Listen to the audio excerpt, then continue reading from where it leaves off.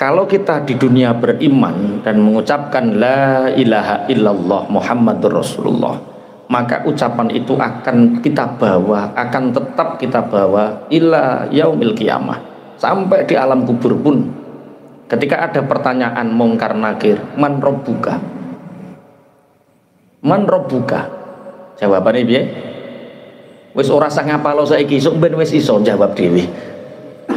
Karena apa? Ucapan kalimat tauhid la ilaha illallah Muhammadur Rasulullah itu nanti akan menyelamatkan kita dari semua pekiwuh-pekiwuh, dimulai dari alam kubur.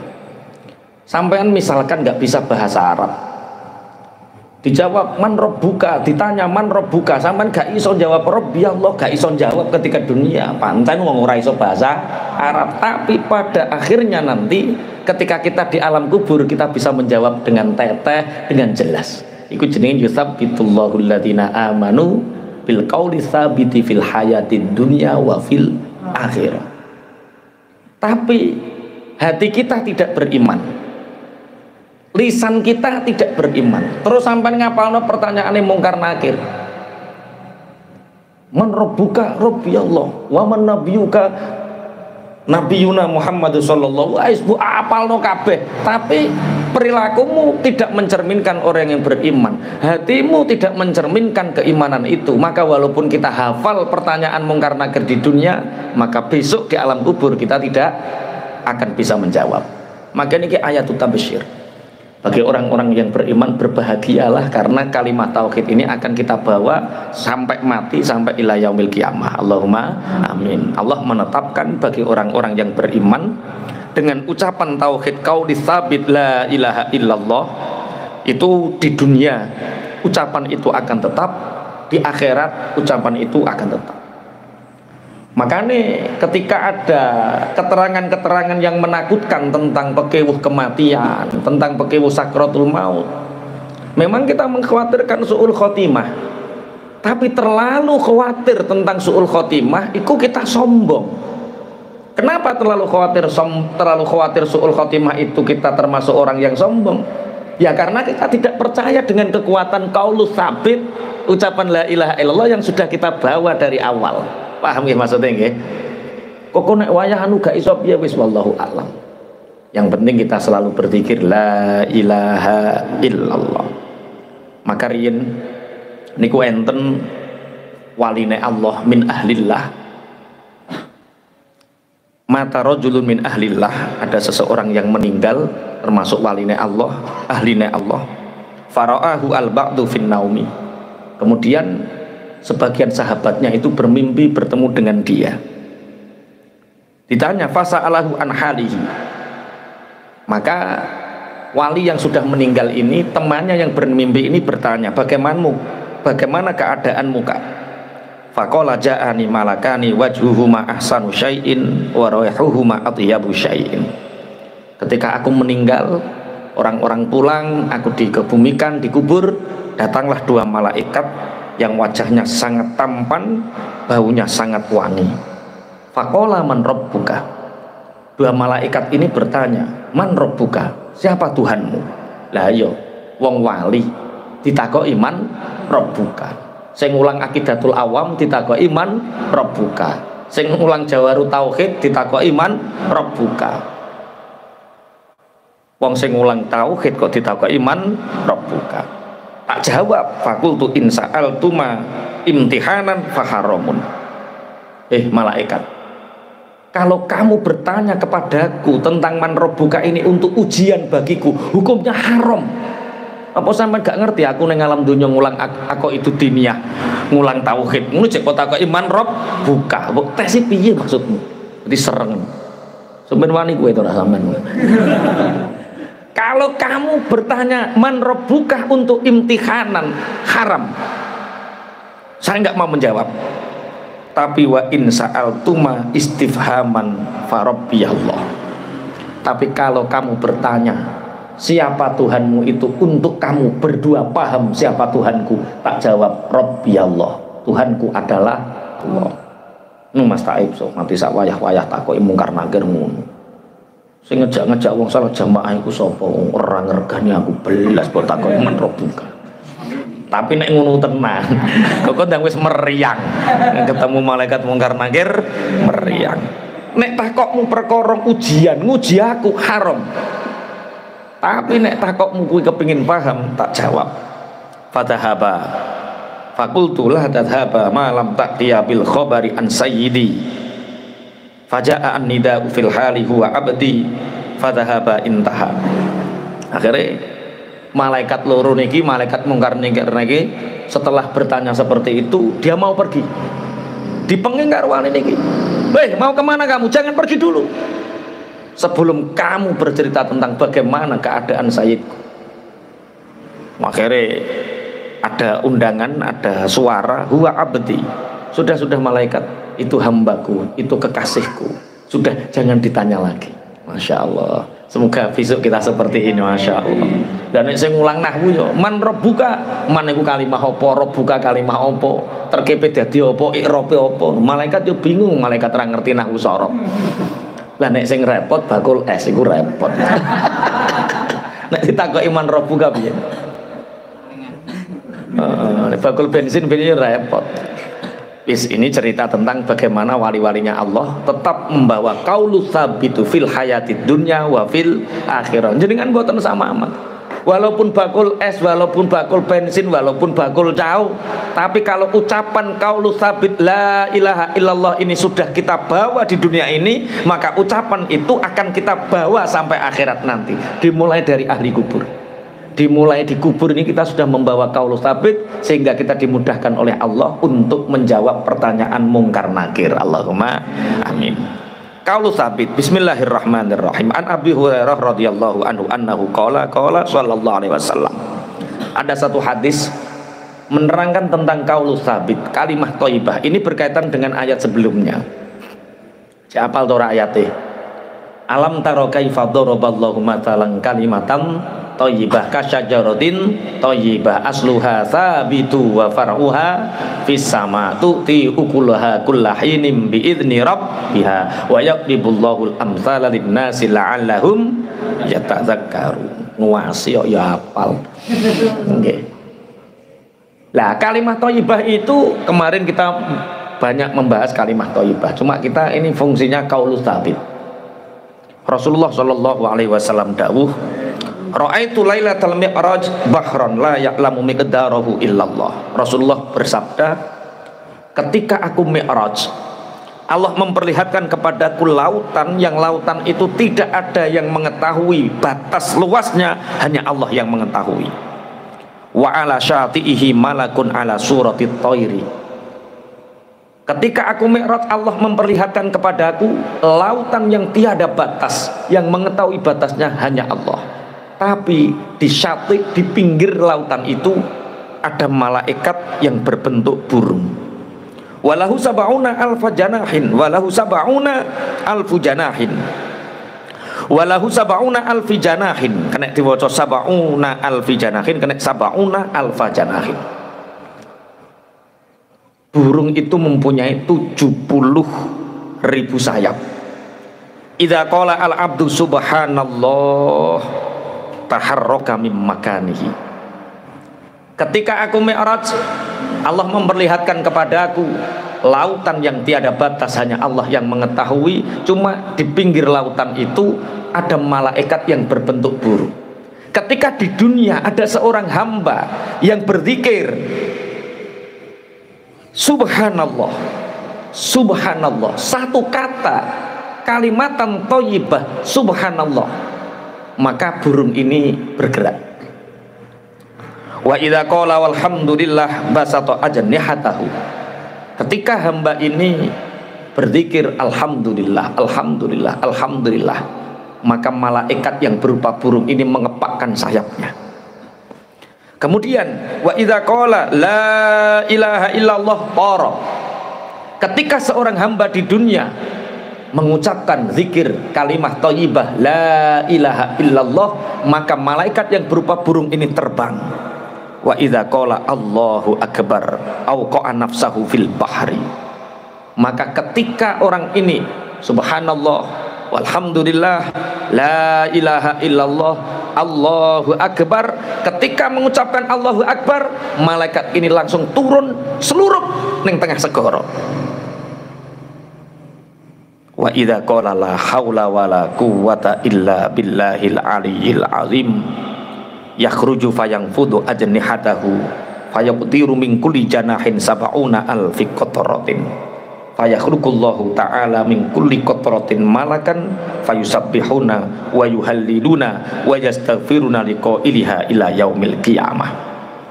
Ketika seorang hamba di dunia ini menyebut wala haula wala quwwata illa billahil aliyyil azim, maka burung yang berupa malaikat ini keluar dari lautan sambil ngipas-ngipaskan sayapnya yang penuh dengan air laut. Maka setiap satu tetes air laut yang menetes dari sayap, dari badan burung malaikat ini, setiap satu tetes menjadi 70.000 malaikat, yang semua malaikat itu membaca subhanallah walhamdulillah la ilaha illallah wallahu akbar, dan pahalanya diberikan kepada hamba yang berzikir kalimat thayyibah subhanallah walhamdulillah wala ilaha illallah wallahu akbar. Malaikat itu mendoakan ila yaumil qiyamah, sampai hari kiamat. Allahumma amin. Makanya para ulama ketika membaca ayat ini suweneng, yusabbitullahu alladhina amanu bil qauli tsabiti fil hayati dunya wa fil akhirah. Tidak ada ayat yang memberi harapan sebesar harapan ini. Cukup kita membaca la ilaha illallah, Allah menetapkan di dunia sampai akhirat. Allahumma amin. Apa nek diwaca hadis wah, setiap ya sampai rotib hadat ini subhanallah alhamdulillah la ilaha illallah subhanallah alhamdulillah wis ping pira wae ku pirang puluh ewu malaikat yang mendoakan kepada kita ila yaumil qiyamah. Allahumma amin. masyaallah pun. Wa yudhillullahu zalimin, dan Allah menyesatkan orang-orang yang zalim. Siapa orang-orang yang zalim? Orang-orang yang melupakan kalimat thayyibah, yaitu orang-orang kufur yang tidak mau bersyahadat. Wa yaf'alullahu ma yasha, dan Allah mengerjakan apa yang Allah kehendaki. Artinya wa yaf'alullahu ma yasha ini Allah memberikan qaulu tsabit kepada orang yang beriman. Itu iman kapan?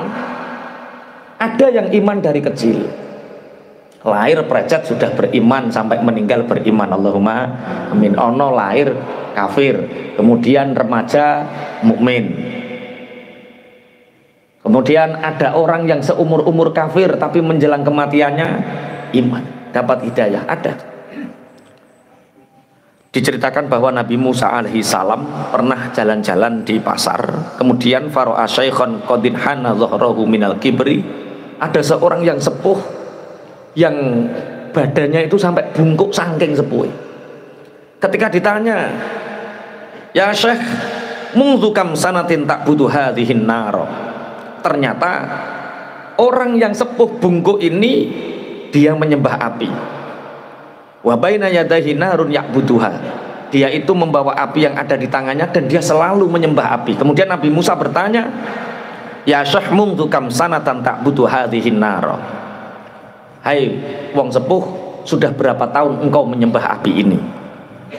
Orang sepuh ini menjawab, mungzu arba'umi'ati alfin mungzu arba'imi'atin wa tis'ina sanah, aku menyembah api ini sudah 470 tahun. 470 tahun. 470 tahun. Kemudian diajak tobat sama Nabi Musa alaihi salam. Alam yakni laka an tatuba min ibadatin nar wa ta'udu ilal malikil jabbar. Mbah, mbok yo sampean iku tobat. Api itu makhluk, dia tidak bisa disembah, dia tidak bisa dijadikan Tuhan. Ayo nyembah Gusti Allah yang malikil jabbar, yang merajai al jabbar.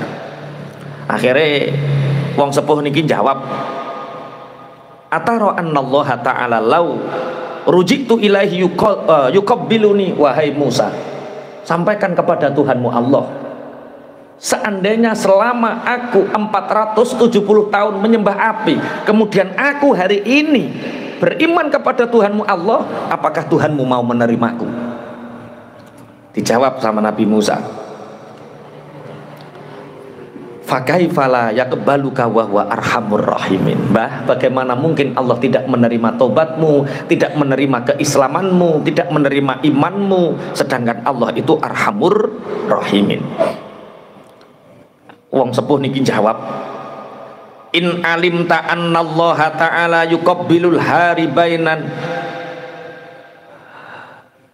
in alimta annallaha ta'ala yuqabbilul haribina bikaromihi wa lutfihi a'rid alayya al-islama. Hai Musa, kalau kamu bisa menunjukkan bahwa sesungguhnya Allah menerima dengan kemuliaannya orang-orang yang lari darinya, dengan kemuliaan dan kasih sayangnya, maka tunjukkan kepadaku Islam. Akhirnya ucapkanlah asyhadu an la ilaha illallah wa anna Musa Rasulullah. Dengan itu maka kamu akan menjadi Islam dan Allah akan menerima tobat-tobatmu. Sekian ratus tahun, 470 tahun engkau menyembah api itu diampuni oleh Allah. Akhirnya orang ini mengucapkan la ilaha illallah Musa Rasulullah. Tiba-tiba orang ini setelah mengucapkan la ilaha illallah Musa Rasulullah, orang ini tiba-tiba kejang, jatuh dan meninggal. Belum sholat, belum puasa, belum ibadah, dia hanya bertauhid, meninggal. Ini kalau zaman Rasulullah dulu namanya sahabat siapa? Sahabat yang belum pernah sholat tapi dadi royoane widodari, yang belum pernah puasa tapi dadi rebutane widodari.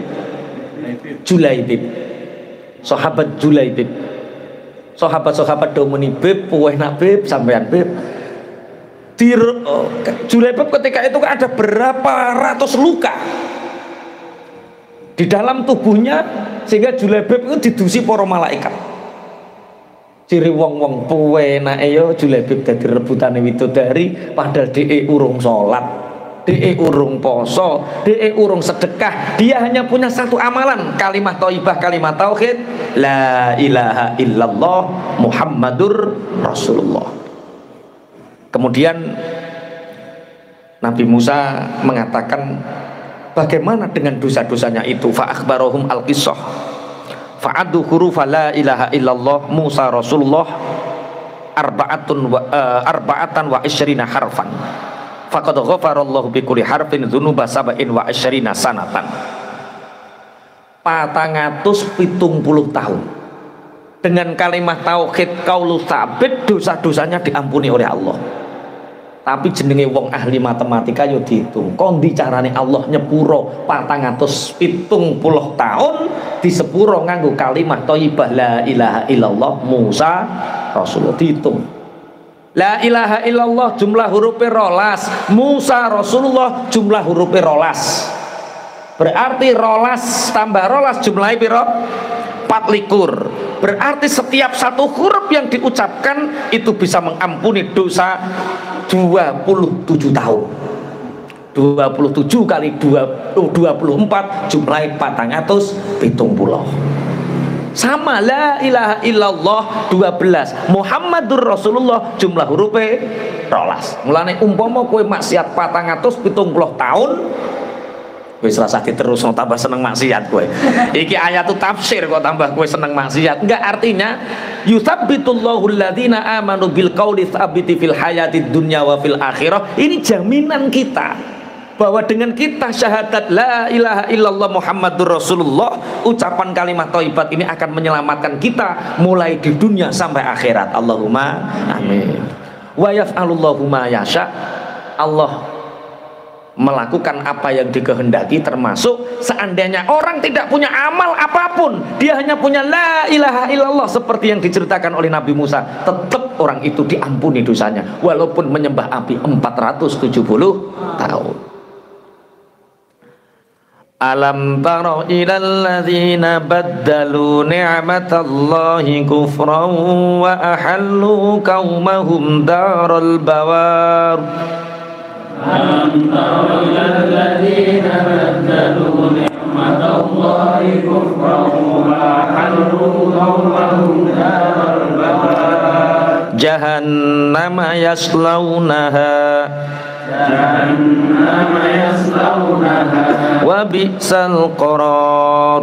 وبئس القرار. Alam taro apa ta ora weruh sapa sira ilal ladzina maring wong akeh badalu kang padha ganti sapa alladzina nikmatallahi ing nikmate Allah diganti kufron ing kekufuran. Wa ahallu lan padha nganggoaken sapa alladzina qaumahum manggonaken qaumahum ing kaume alladzina den panggonaken darul bawari ing alam kerusakan. Jahannam rupane neraka jahannam. Yaslauna bakal padha manjing sapa alladzina ha ing jahannam. Wa bi'sa lan iku saelek-eleke apa alqararu panggonan netepi utawi jahannam. Alam taro ilal ladzina baddalu ni'matallahi kufra wa ahallu qaumahum darul bawar.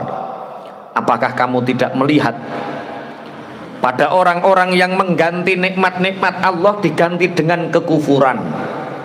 Kufur itu menutupi sesuatu. Kafaro yakfuru kufron, niku menutupi sesuatu. Artinya Allah memberi nikmat kepada kita, kita tidak menampakkannya, itu namanya kufur. Tidak mempercayainya, itu namanya kufur. Kita diberi nikmat oleh Allah tapi gak ngakoni nek sing ngekeki nikmat Allah. Kita nggak ngakoni sing ngekeki nikmat Allah niku jenenge kufur. Nek kula jenengan insyaallah mboten lah. Kita bisa hidup, yang menghidupkan siapa? Allah. Kita ya bisa bernafas, yang memberi nafas siapa? Allah. Kita bisa beribadah, yang menolong kita ibadah siapa? Allah. Itu namanya syukur. Tapi Allah memberi nikmat kepada kita. Ruh dikasih, jasad disehatkan, setiap hari dicukupi kebutuhannya. Tapi sholat nggak mau, puasa nggak mau, zakat nggak mau, itu namanya kufur. Gak ngetokno Gusti Allah, gak ngetokno Gusti Allah. Mulane kadang-kadang tiang kufur ngeten iki terus karo Gusti Allah dikai loro supaya apa wayah loro ngoten niku iling Allah. Sampean seneng di sehat gak iling Allah karo loro iling Allah, sampean seneng di? Lah ya kok nemen-men wong eling Allah kok ngenteni lara mbok wayah sehat nang eling Allah, kok nemen-men wong eling Allah kok ngenteni lara. Sugih kakean polah karo melarat ahli ibadah seneng ndi? Lah ya wong ibadah kok ngenteni melarat, ibadah kok ngenteni kebulet utang, wayah sugih dik nae neng ndi? Mestine ngono. Nah, orang yang kufur nikmat itu oleh Allah dikasih 4 akibat. Jadi tanda-tandane wong kufur nikmat niku nopo? Orang yang mengkufuri nikmat dari Allah, 1, hatinya mati. Punya hati yang mati. Maksudnya hati yang mati, ora kena dikandani, ora kena dituturi. Tidak menerima mau'izah, atine atos keras membatu. Kak, sampean lo kurang opo, omah wis apik, usaha ya wis duwe, bojo ya wis pegawai negeri. Lah terus kon salat kok angel men. Salat lo Kak, salat gue telek to piye? Wong aku rasa salat ya makmur, gue salat melarat wae. Hati yang mati. Kenapa orang bisa seperti itu? Hatinya mati seperti itu. Itu akibat dari kufur nikmat. Korun, sapa Mas Toib Korun? Korun iku sapa? Orang ngaji Patangulan wis lali. Mosok Korun raja Mesir. Ya Allah, ya Allah. Wah, ilang nek rada dol ketok iki. Korun iku batahe Nabi Musa sing asale melarat. Ketika Nabi Musa menulis Taurat dengan sepuan emas, Korun melihat Akhirnya karena Qarun ini pengangguran, sama Nabi Musa diajari ilmu kimia, cara menyepuh kitab Taurat seperti ini, nganggo tulisan emas kitab Taurat.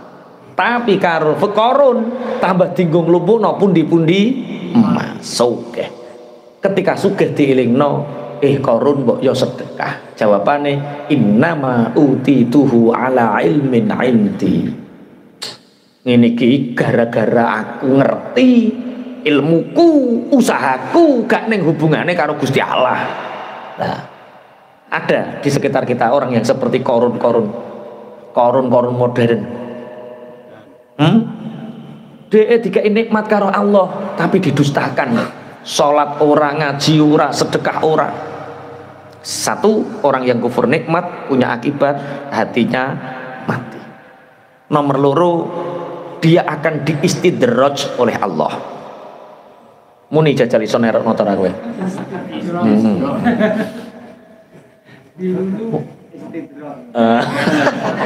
Ya kok iso istidraj itu apa?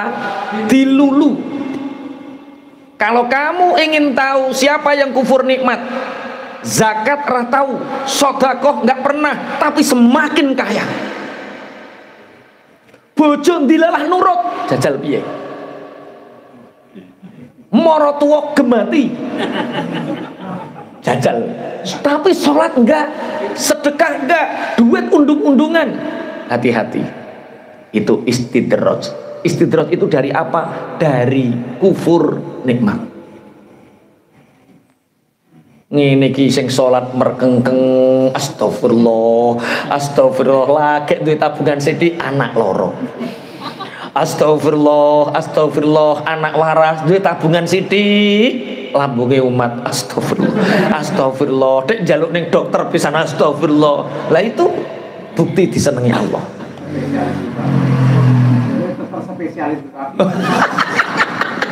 Mantri wis ora mandi. Tapi nek wong istidraj, orang yang dilulu sama Allah, dia kufur nikmat, sholat enggak tapi semakin kaya, bojone gak dijak ngaji tapi nurut, sampai bojomu sing bojak ngaji cek bantah. Oh, itu nikmat. Itu nikmat, tidak istidraj. Istidraj niku ya Allah, ora ibadah tambah sugih, korupsi gak konangan, zina aman, istidraj. Tapi kalau orang dicintai Allah, lagi pengen jajal korupsi sithik lho konangan, dilalah aja muni apa ora, iki ora apa sing disenengi Allah. Lagi pengen pola sithik eneng CCTV kan. Mek opo bakul bensin norno ono CCTV masjid nyentrong deh. Mek opo kok polah kae ngoten. Paham nggih? Orang yang kufur nikmat, satu hatinya mati, dua dia dikasih apa? Istidraj. Yang ketiga dia diberi azab, bukan ujian, bukan musibah, tapi azab. Lah azab ini tidak hanya nanti di dunia, tapi di akhirat, sampai azabun nar. Makanya jangan sampai kita kufur nikmat. Bismillahirrahmanirrahim. Lah kufur nikmat itu dibagi menjadi dua. Ada kufur nikmat yang sifatnya duniawi atau kesejahteraan duniawi. Ada kufur nikmat yang sifatnya ukhrawi atau akidah.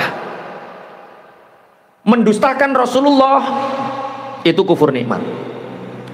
Mendustakan kitabnya Allah itu kufur nikmat. Ada orang diberi kekuatan oleh Allah, diberi jabatan oleh Allah, diberi harta oleh Allah, tapi gak ngetokno Gusti Allah, itu kufur nikmat juga.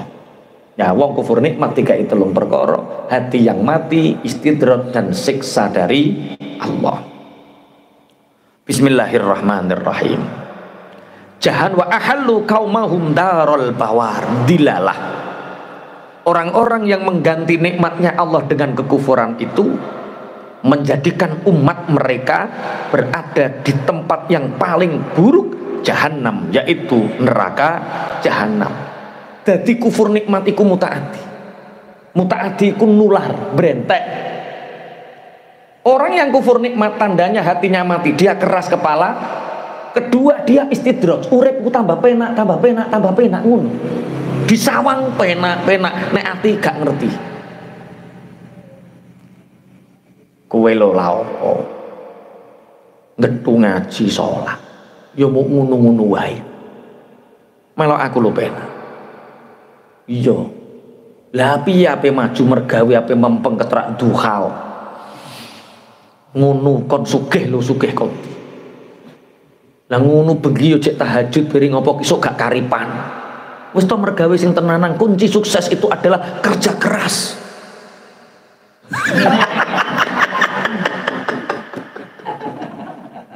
Cocok piye? Iya, akhirnya kan oyo matuk sehingga pengikut mereka banyak yang kufur nikmat itu banyak. Zakat nggak mau, bangun masjid nggak mau, bangun pondok nggak mau, bantu orang lain nggak mau, dunyo dikempit dewe. Nah ini akhirnya apa? Wahalu qaumahum darul bawar.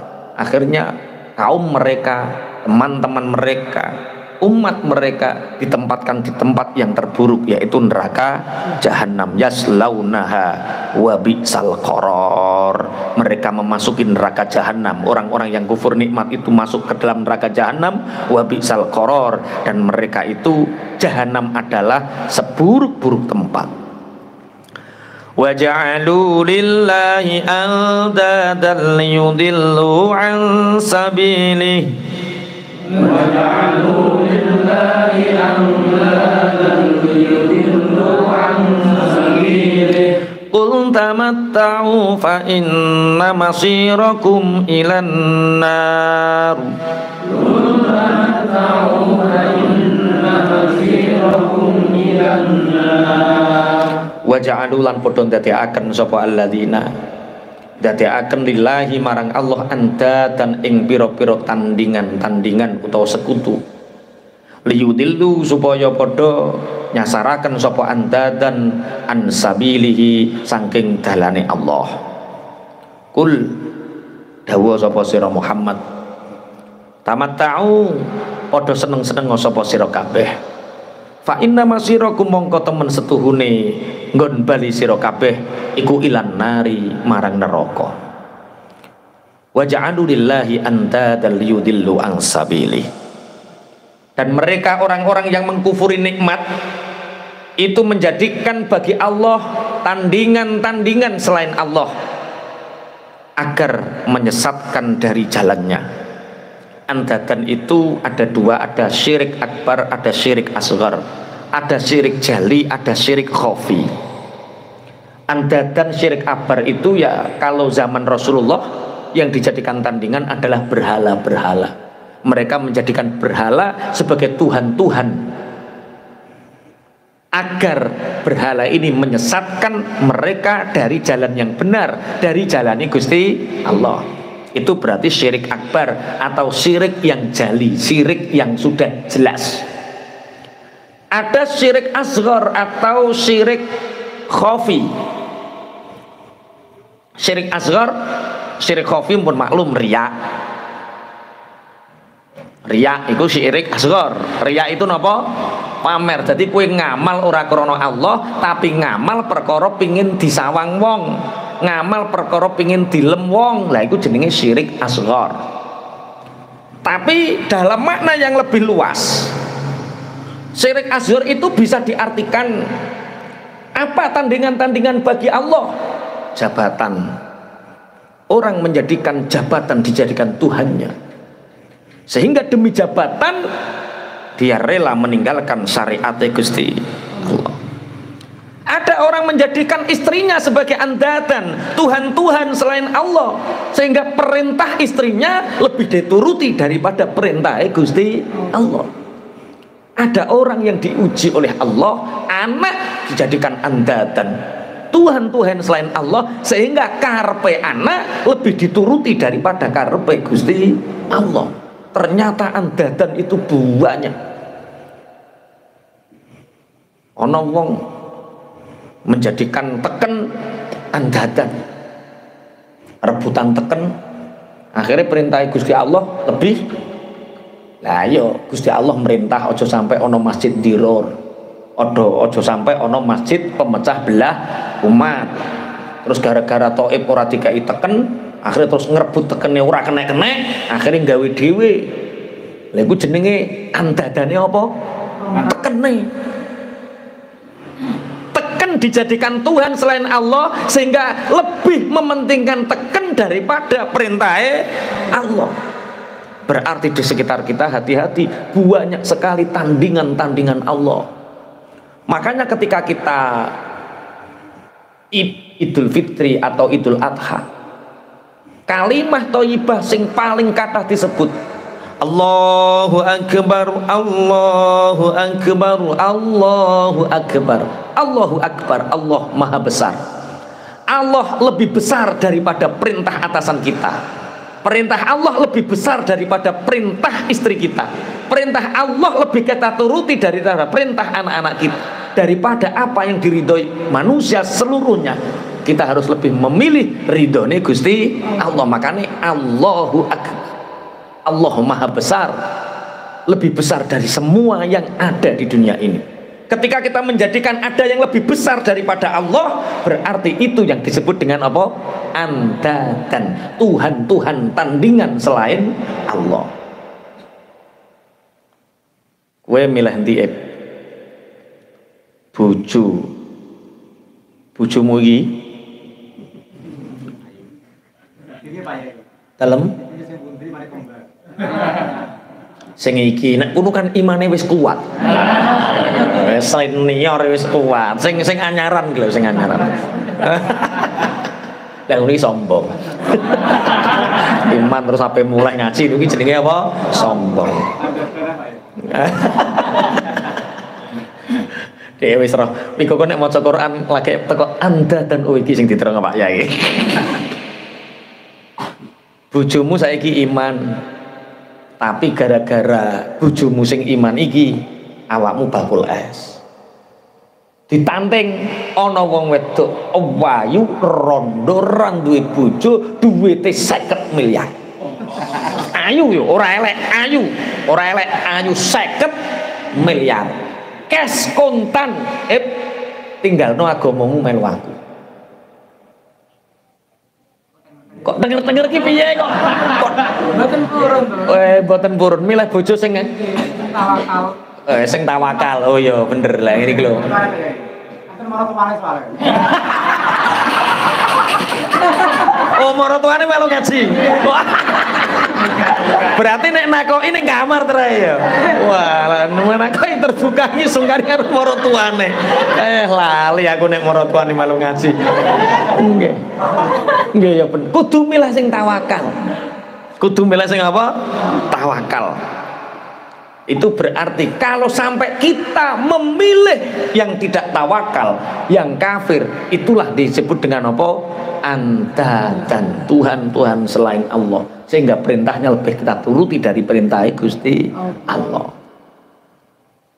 Gusti Allah menging riba, dadak kowe ditawari karo mantri. Wis to gak utang aku lho utang sapa?